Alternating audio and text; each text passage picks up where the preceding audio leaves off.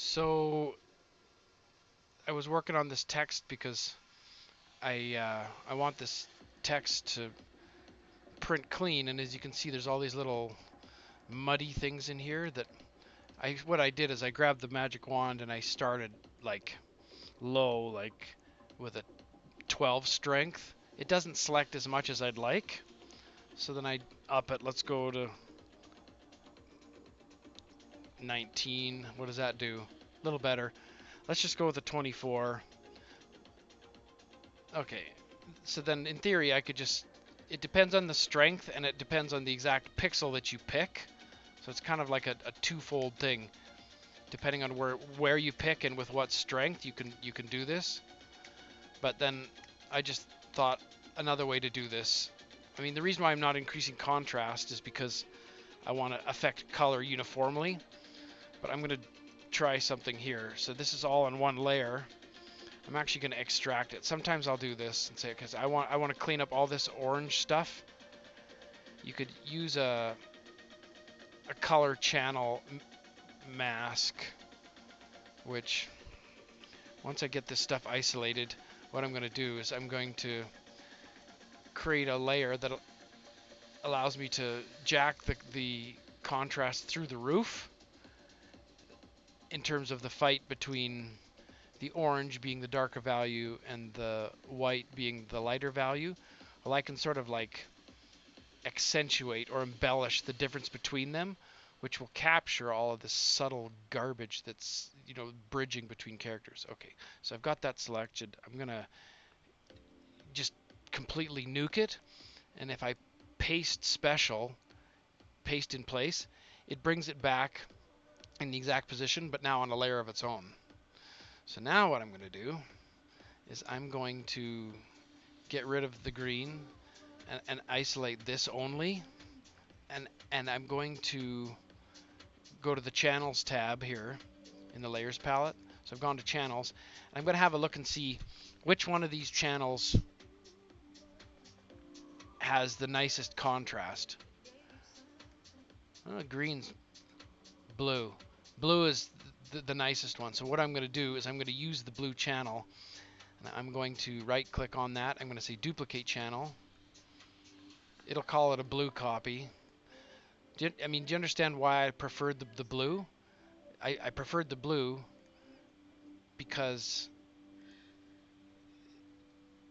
it had the darkest value, which will allow the contrast, hunter to hunt for it. So that's good.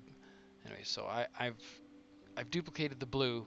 Now because I'm on just the blue copy, it doesn't really exist anywhere in relationship to the artwork. I have to remember that what it's seeing now is actually orange when I combine all these things. But if I on the blue copy now I go Command L and adjust levels. I can make what I want dark and what I want light. So if I bring the dark side up, you'll see it starts to just make it punchy, nice and dark. So I'm going to bring the light in too. So basically the contrast is closing. Like, I wonder how that's looking down close. Let's have a look. It's good. Like, welcome, that's a good word. As I adjust this, let's see what happens with welcome. It's mud. I want it to be dark. Too much. Yeah, so eventually you find this sort of like happy medium. I think that's where it is. You see that relationships over here? Relationships, these little muddy little things there. That looks pretty good. See what I mean? Like, get rid of the mud and punch it. Okay, so now I've got this really high contrast.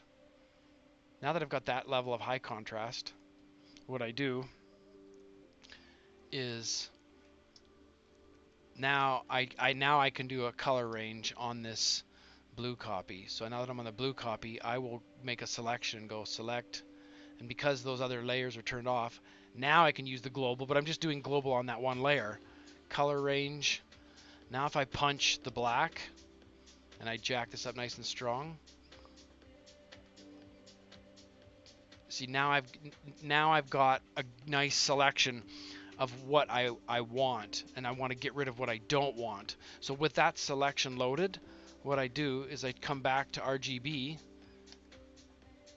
The see what I mean? So now everything I want is selected. I'm going to do an inverse selection. So I'm going to Shift Command I. So now it's basically saying everything except for that. Now that's the selection I want. Now watch what happens. I'm going to come back to layers, and just for fun, I'm going to turn these other ones on. And now watch what happens when I delete.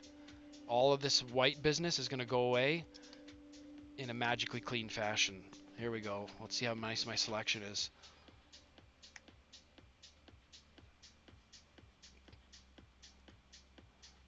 Maybe I have to go to channels here. First, I'm going to get rid of the blue copy. Yes.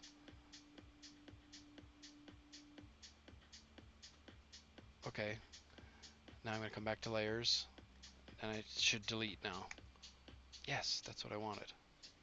See, so that's as good as that's a good as a global function as you can get, is by using, but being able to pump up the contrast. So that's good. Look at, and I didn't have to go around and do all of those. So that's another way to do that. And actually, what I'm going to do now is I'm just going to put that layer back. I'll combine these, merge layers. Boom. So